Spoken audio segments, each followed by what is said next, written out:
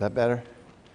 We're picking up our study this morning in the book of Genesis. We, of course, had our meeting last week, so 2 weeks ago.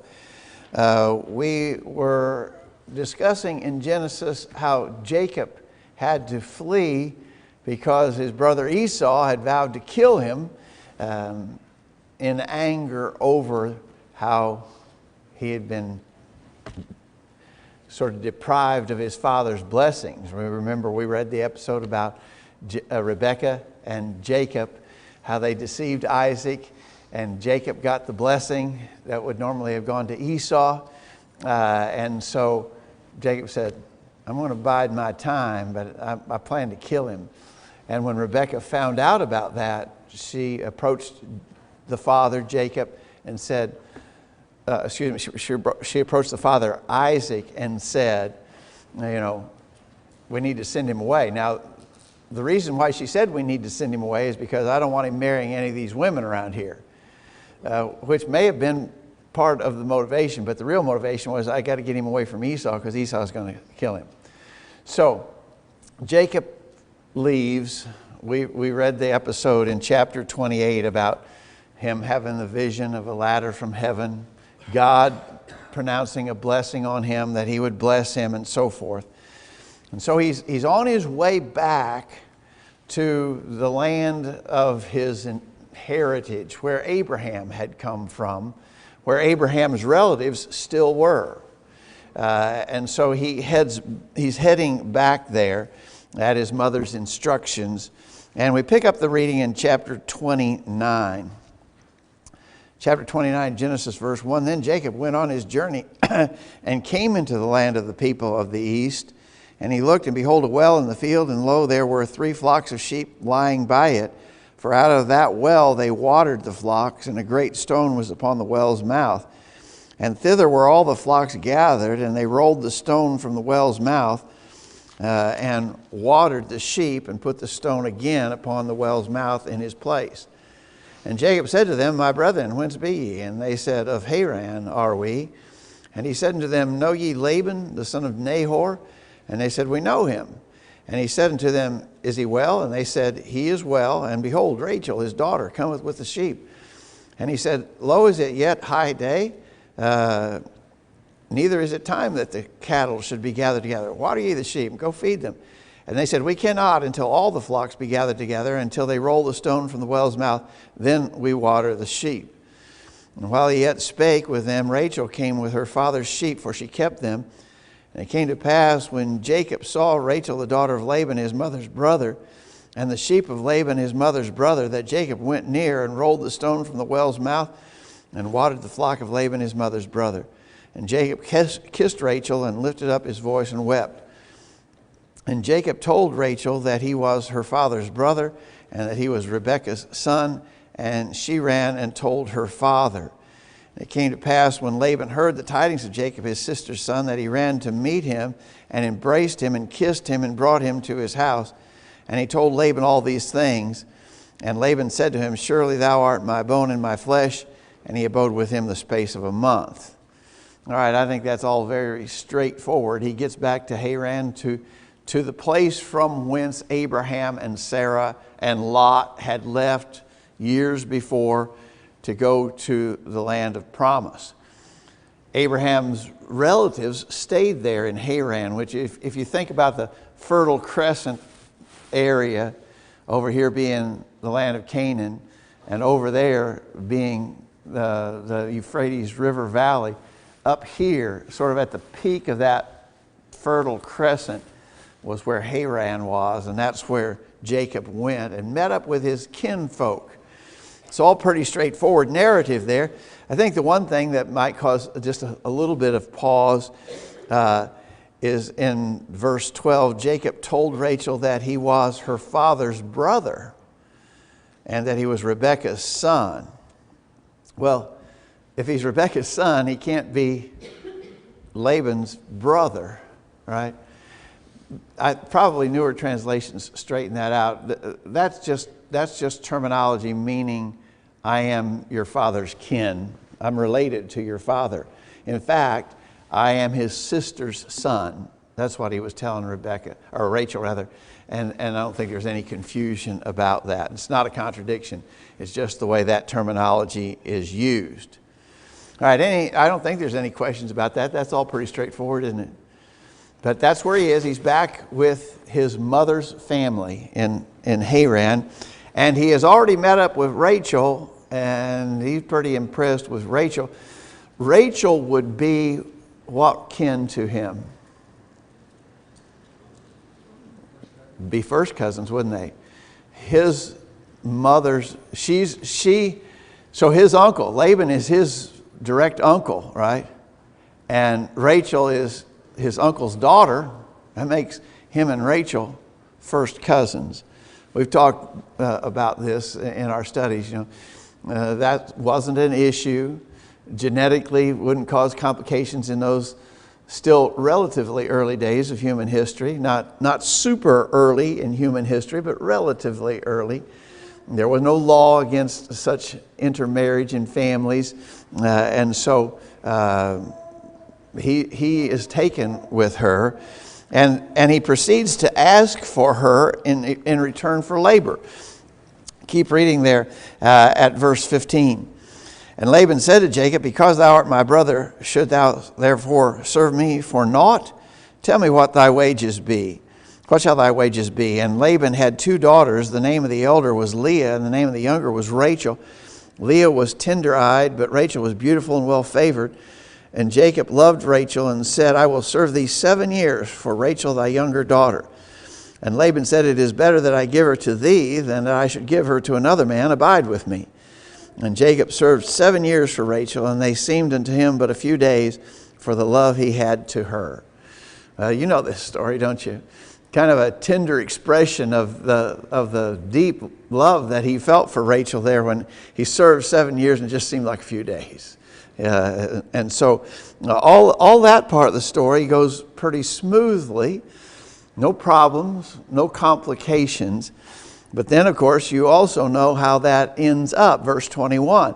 And Jacob said unto Laban, give me my wife, for my days are fulfilled that I may go in unto her.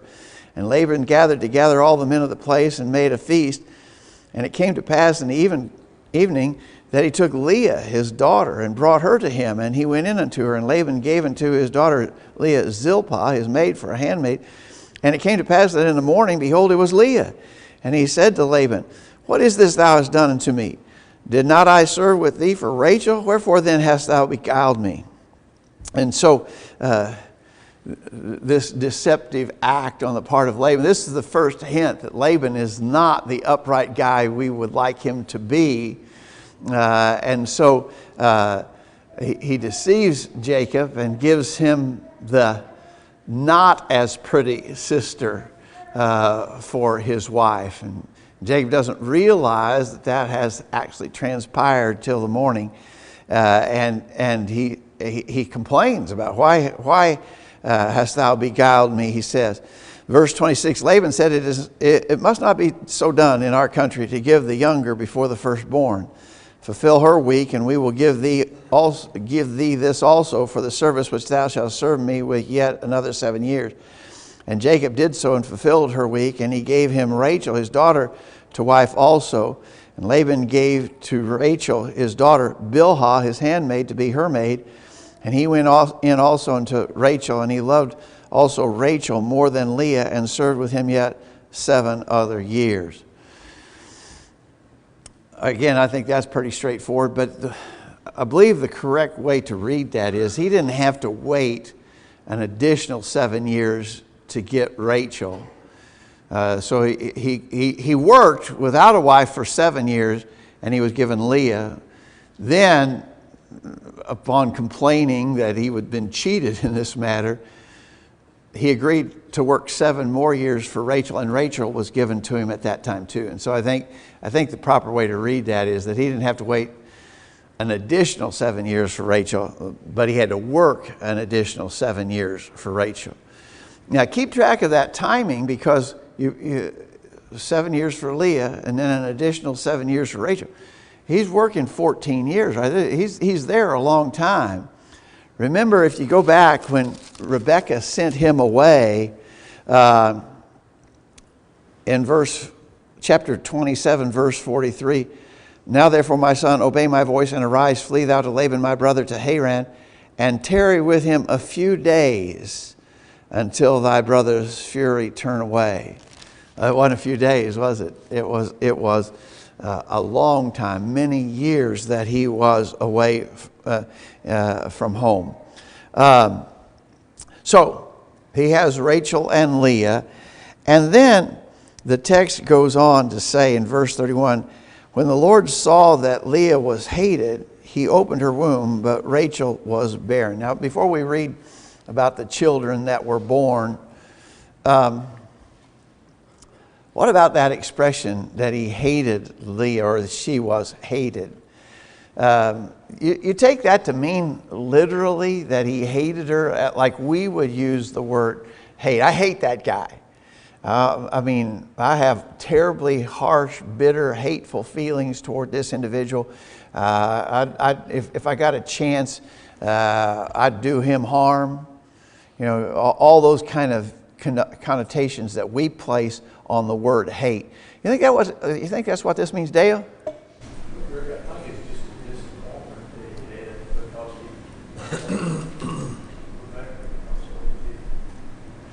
He was sure. Yeah, he was sure disappointed. He didn't get the deal.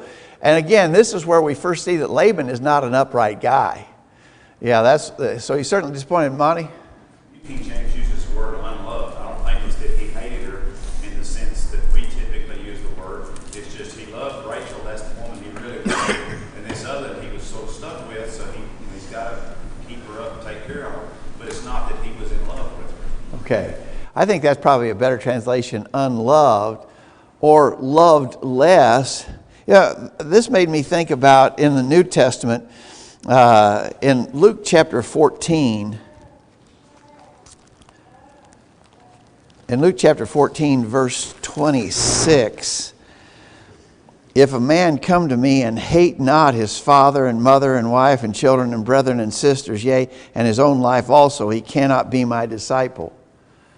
Well, you know, if you just read that in the King James Version, that doesn't seem right, does it? You're supposed to hate your father and mother? Well, when Matthew recorded that same instruction in Matthew 10 verse 47, he that loveth father or mother more than me is not worthy of me, and he that loveth son or daughter more than me is not worthy of me. So Matthew's account explains Luke's account. Luke used the word hate. Matthew used the word love less. You have to love your family less than you love him. You have to love him more.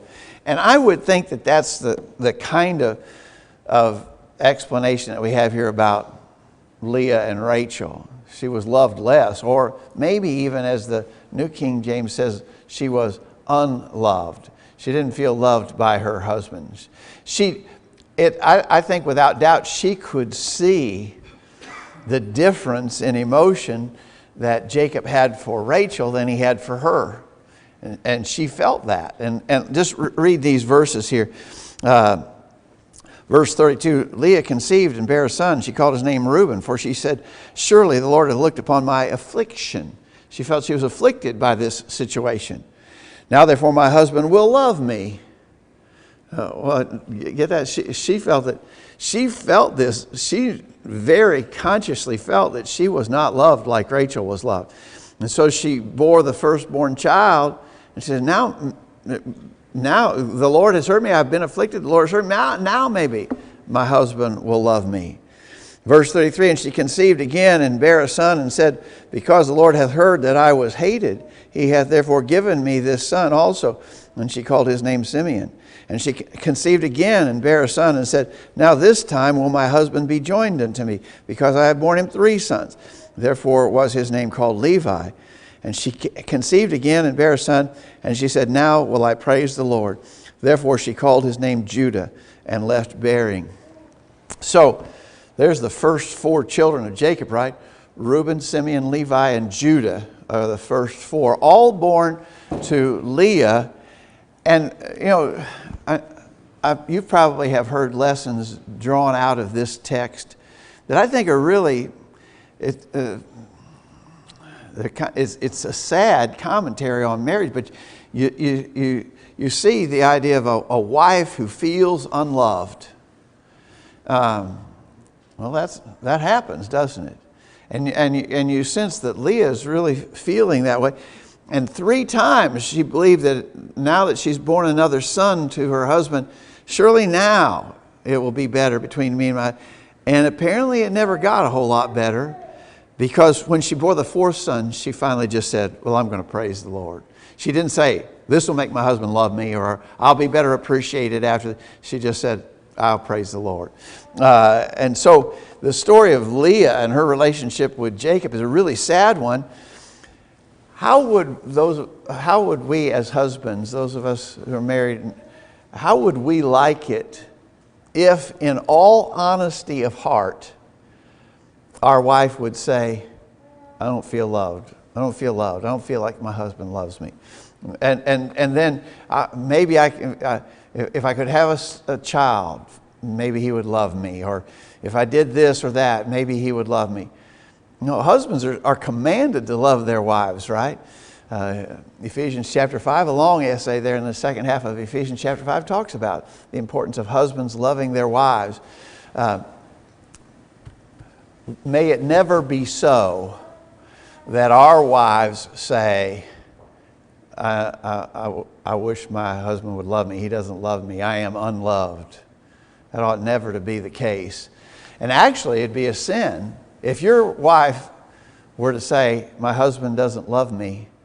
Then it would be indicative of the fact that the husband is sinning, because as we said there in Ephesians chapter 5, we as husbands are commanded to love our wives.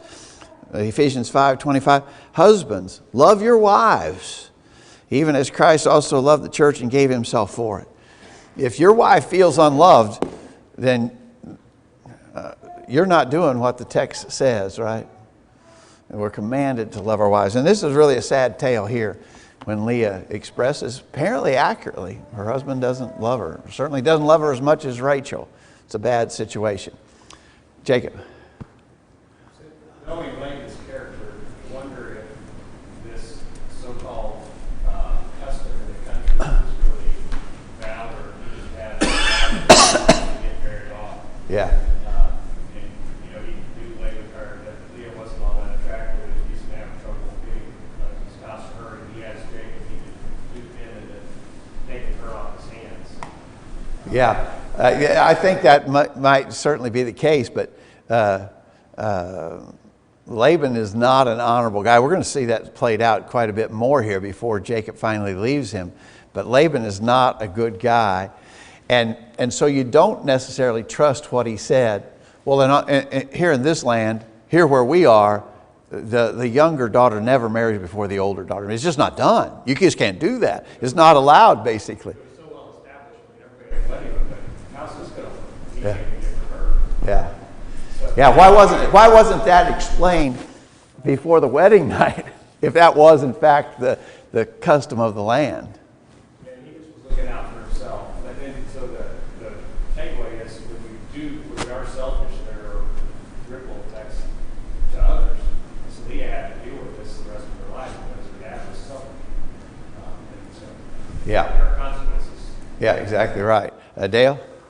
Greg, this was a courtship, I guess you might say, between Jacob and Rachel. So he was expecting to get Rachel this whole. And there was no courtship between him and Leah. This is the one he loved. Yeah. So I mean, that's kind of puts a spin on the whole situation. Yeah.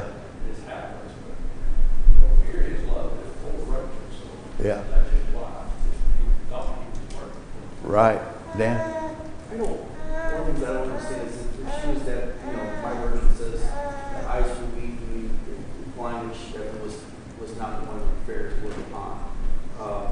And I don't know what happened, but I just, to me, I was surprised. I'm surprised at how he, woke the next morning and, oh, it's not Rachel, And to me, one of the takeaways I take away from this is the fact that, hey, he entered that agreement even that night, and even though yes, he was tricked, he definitely didn't receive Rachel like he thought he would. He was still under that agreement, that contract. He bore up. Yeah. He has to provide and fulfill that contract. And I think, obviously, that's also one of the punishments that God has dealt with him whenever he opened her womb and closed Rachel's. And to me, that was the form of punishment that he had. Yeah. He didn't love his wife. All right. Even though he was in an agreement, he still had to fulfill that agreement. Somewhere here, the author asks,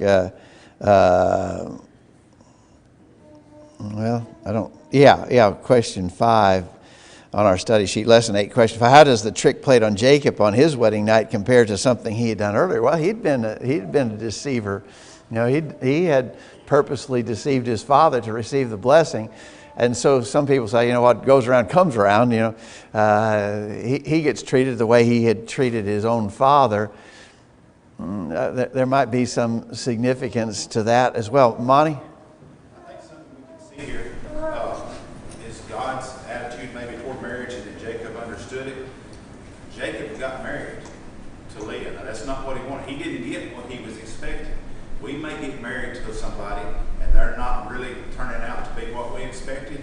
We're still obligated to honor our marriage vows and our You know, I got married to this woman, and she's just not the wife that I was hoping for. She's not the person that I see some things about her now that I don't like as well as I thought I would like them. I'm going to get rid of her and go get me a different wife. You know, no. As Dan said, there's a contract here. He's got to live up to the contract, even if it turns out to be not what he really wanted. There is a contract in marriage that has to be honored.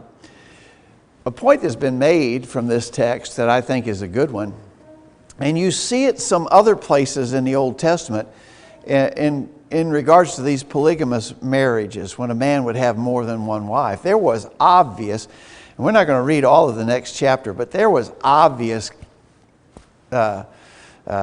competition between Rachel and Leah for the affections of Jacob. You see that in some other episodes in the Old Testament where there were multiple wives and there seemed to be some harassment. Can you think of one? Which one comes to mind? Elkanah and Hannah, who were wives of the same man, and there was clear competition, especially on the part of Elkanah. Or no, Elkanah was the husband, and what was the other wife? Peninnah, yeah.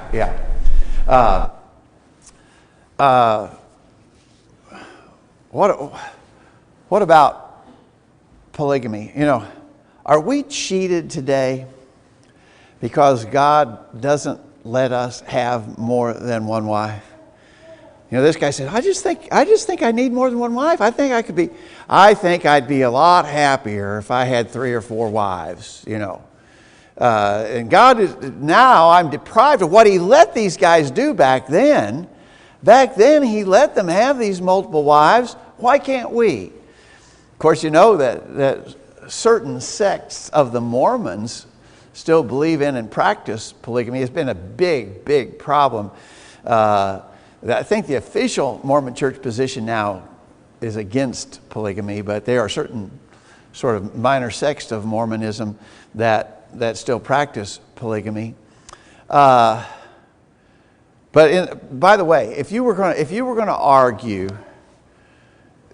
from the New Testament that we are not supposed to practice polygamy, where would you go? What would be your argument, Monty?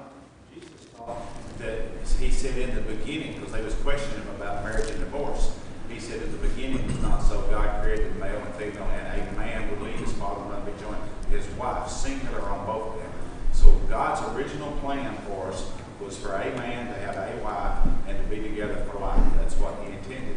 Now their question to Him had, well, then why did Moses allow a divorce? He said, well, that's because of the hardness of your hearts.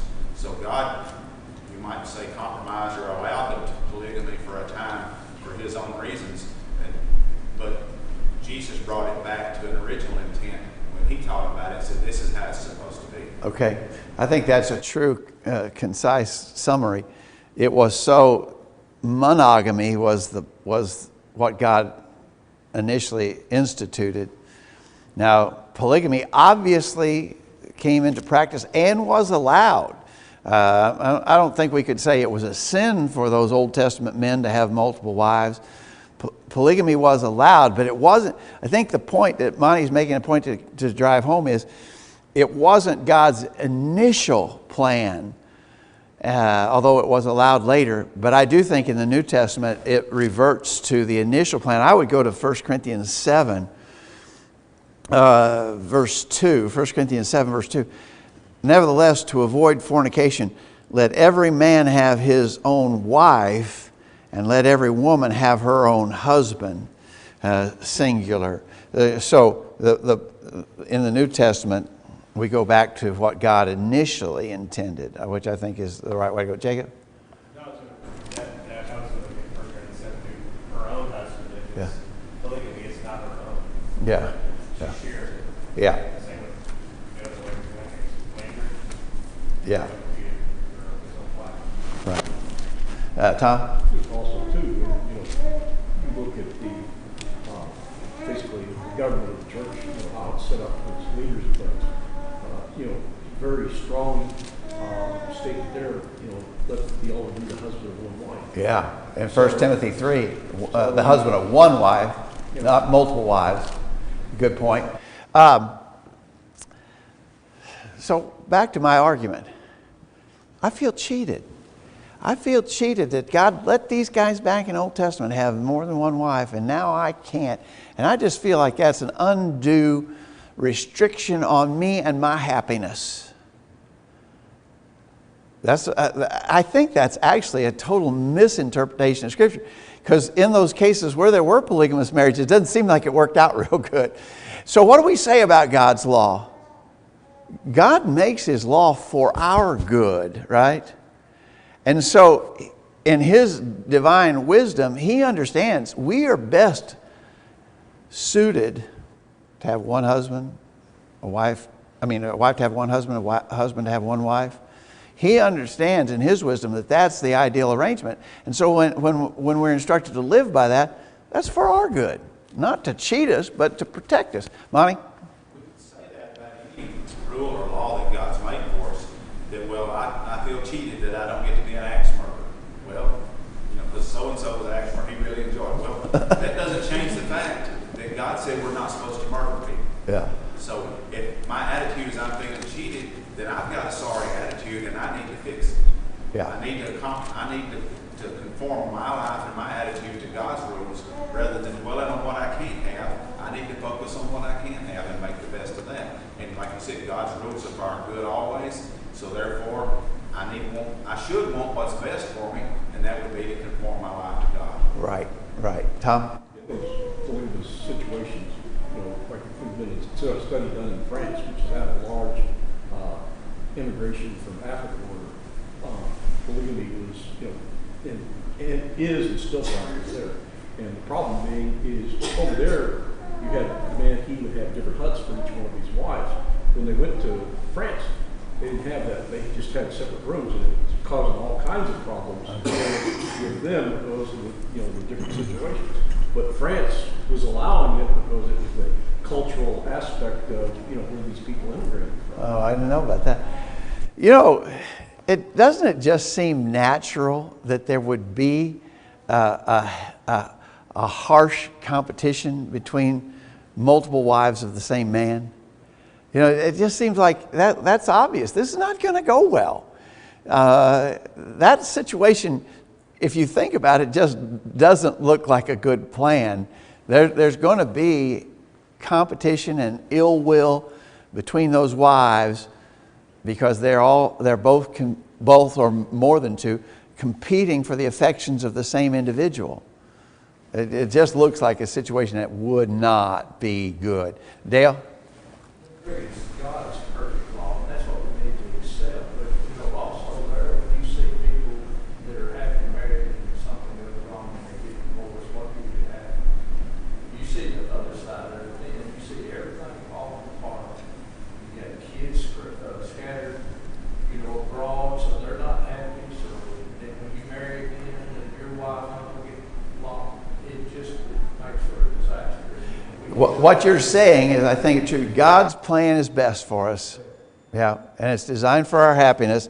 Now, obviously, things happen, and the scriptures allow for divorce under strict circumstances, but it's not ideal, and it's never as good as a one man, one wife for life, and live together in love and unity as God instructs. That's for our good. Tom. You know, the beginning of the kings and things, you know, most of them had multiple wives and things. And we look at the lineage of the kings, you know, we question ourselves, well, why was this one king good and then the next king was bad? His son was bad, you know, evil, or you know, the son was evil, you know, and the grandson was good, and you know, it just back and forth. A lot of it came from, you know, different wives and different situations. Yeah, of course, the ultimate worst example is Solomon, who in his great wisdom couldn't handle that situation. I think, Dan? It's not just competition between the wives, it's also competition for the husband, because he's competing for the one that he is more affectionate and drawn to. He ends up losing his love, or loses his love towards that other wife. So there's competition on his part as well. Yeah. He's competing to favor. In this case, Jacob could not show equal favor to two women. Right. Exactly right. All right. So we won't take time to read all of chapter 30. Chapter 30 goes on to describe. It starts out with Rachel when Rachel saw that she bare Jacob no children, Rachel envied her sister, said unto Jacob, "Give me children, or else I die." And Jacob's anger was kindled against Rachel, and he said, "Am I in God's stead? Who hath withheld from thee the fruit of the womb?" And she said, "Behold, my maid Bilhah, go in to her." And so she gives Jacob her handmaid Bilhah. So if you just want to write the list of the sons of Jacob, we already read Leah had Reuben, Simeon, Levi, and Judah, the first four. Then Bilhah, this text, we won't read all this text, this chapter goes on to describe that Rachel gives her handmaid Bilhah to Jacob, and by Bilhah are born Dan and Naphtali. When Leah sees that that's what's happening there, she then gives her handmaid to Jacob. Her handmaid was Zilpah, and by Zilpah then Jacob fathers Gad and Asher. Then Leah, notice it says at the end of chapter 29, verse 35, that she left bearing, almost as though she then was unable to bear more children. But now she's able again, and she bears Issachar and Zebulun. That makes 12, if you're keeping up with that. Reuben, Simeon, Levi, Judah, Dan, Naphtali, Gad, Asher, Issachar, Zebulun. That makes 10. That's 10. Then Leah has a daughter who is named Dinah. Then finally Rachel. God opens Rachel's womb, and she bears Joseph and Benjamin. That makes 12. And one daughter of record there that we have. I think the question is sometimes asked, were there no other daughters intermixed in that at all? And nobody could say that, I think, with certainty. But we know one daughter who is named, who is Dinah. Yes? Do you think that, Jacob had told some of his family history to Rachel and Leah, because going back to his grandmother Sarah, giving her handmaid to Abraham to bring forth children, or was that just a common? I think that was probably more a cultural norm. I don't think that was unique in this case. I think that was something that probably happened with some regularity. That's my guess. I don't know that, but that's my guess. So, skipping down into chapter 30, verse 25. It came to pass when Rachel had borne Joseph, that Jacob said to Laban, "Send me away, that I may go into mine own place, to my own country. Give me my wives and my children, for whom I have served thee, and let me go, for thou knowest my service which I have done unto thee. And Laban said unto him, I pray thee, if I have found favor in thine eyes, tarry. For I have learned by experience that the Lord hath blessed me for thy sake. And he said, appoint me thy wages, and I will give it. So finally, and you got to think, remember, we said that he worked 14 years for his 2 wives. Now, during that second half of the 14 years, some of those children were no doubt born, but they weren't all born in that second half of the 14 years. It wouldn't even have been possible, I think. Well, maybe. But you got to think that more than 14 years have passed. We may get a time date on that here before too long. But Rachel has had her firstborn, Joseph. And then Jacob says, send me away, send me back home. I want to go back home. And Laban said, well, I have figured out that things are going good for me because of you. He says there in verse 27, I have learned by experience that the Lord hath blessed me because of you. And so what would it take to get you to stay, basically? What would I have to pay you to get you to stay on and keep working for me? And so he makes him an offer. And so it's almost like Jacob was ready for that, because he didn't have to ponder. It doesn't look like he pondered over what would be fair wages. He answered him right back. Verse 28, he said, verse 29, he said unto him, thou knowest how I have served thee, and how thy cattle was with me. For it was little which thou hadst before I came, and it is now increased into a multitude. And the Lord hath blessed thee since my coming. And now when shall I provide for mine own house also? And he said, what shall I give thee? And Jacob said, thou shalt not give me anything. If thou wilt do this thing for me, I will again feed and keep thy flock. I'll pass through all the flock today, removing from thence all the speckled and spotted cattle, all the brown cattle from among the sheep, and the spotted and speckled among the goats, and of such shall be my hire. So shall my righteousness answer for me in time to come, when it shall come for my hire before thy face. Every one that is not speckled and spotted among the goats, and brown among the sheep, that shall be counted stolen with me. And Laban said, behold, I would it be according to thy word.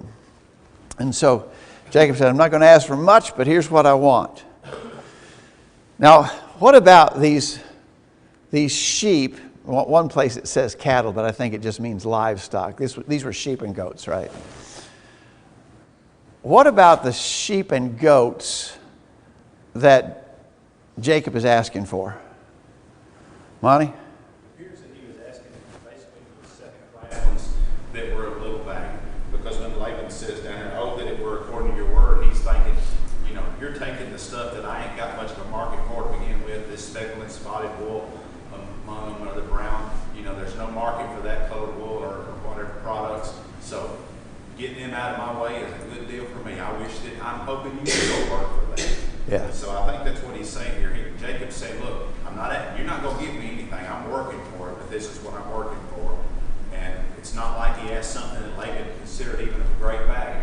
He's just, I work for on the cheap, but this is what it's going to have to be. Yeah. So those marked animals, those that were not pure white sheep, would be considered less desirable, right? Because especially if you're cutting wool from the sheep, you don't want colors in your wool. You want pure white wool. And so if you have animals that are colored, that's not as desirable. There's obviously there's still a use for them. They're still good for meat and so forth. But they wouldn't be as desirable as a pure white lamb. And so Laban pretty much jumps on that offer. He doesn't seem to hesitate at all. Yeah, oh yeah, are you kidding me?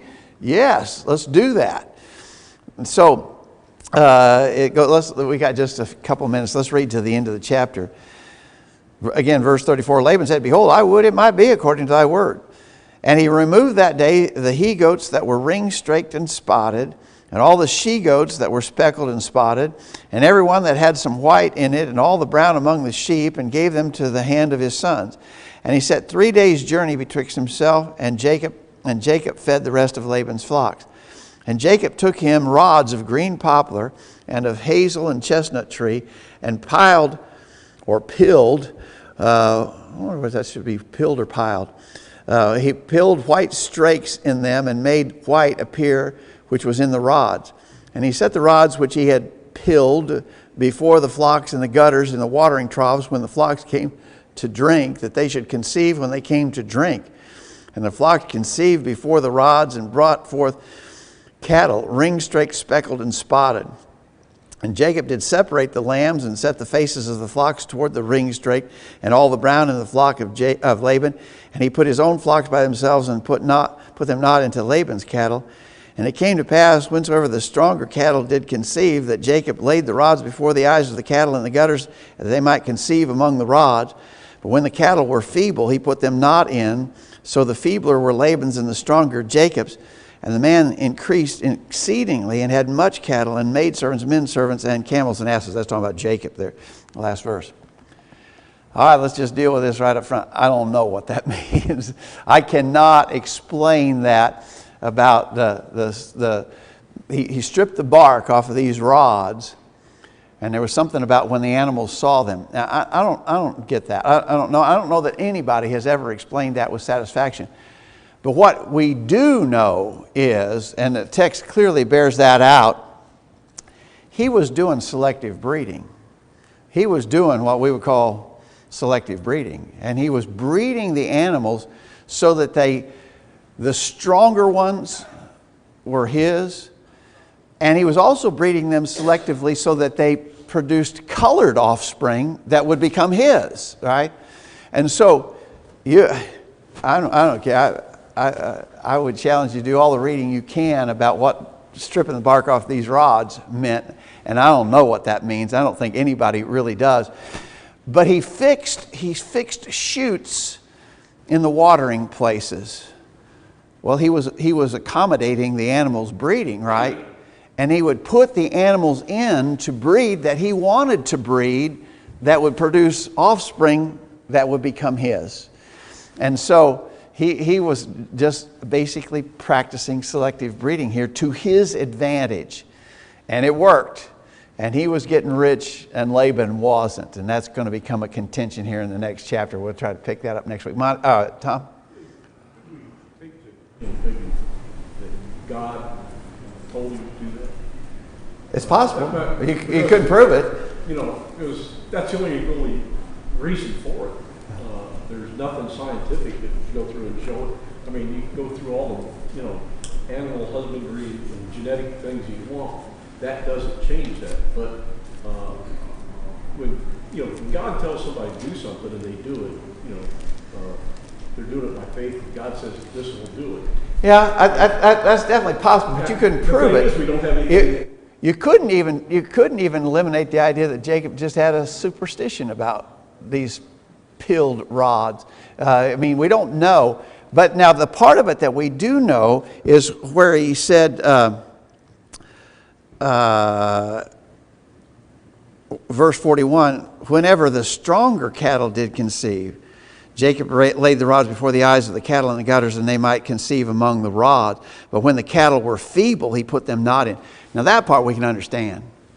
The other part about the rods, I don't think there's a reasonable, there's probably a reasonable explanation that we don't know.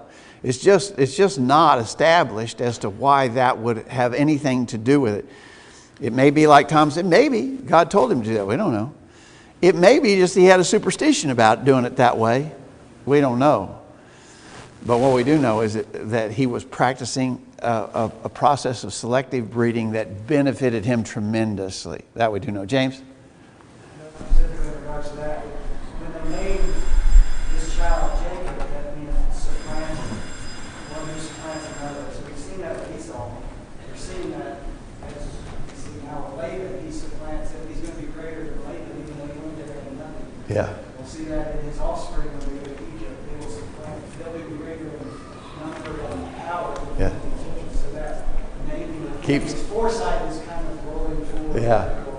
Exactly right. All right. All right. Thanks, everybody. Lord, we'll pick that up next week. Laban is going to get ill about how this is turning out. He's not happy. Now the deal that he agreed to doesn't seem to be so favorable to him, and he's going to get ill about it. We'll pick that up next week, Lord willing.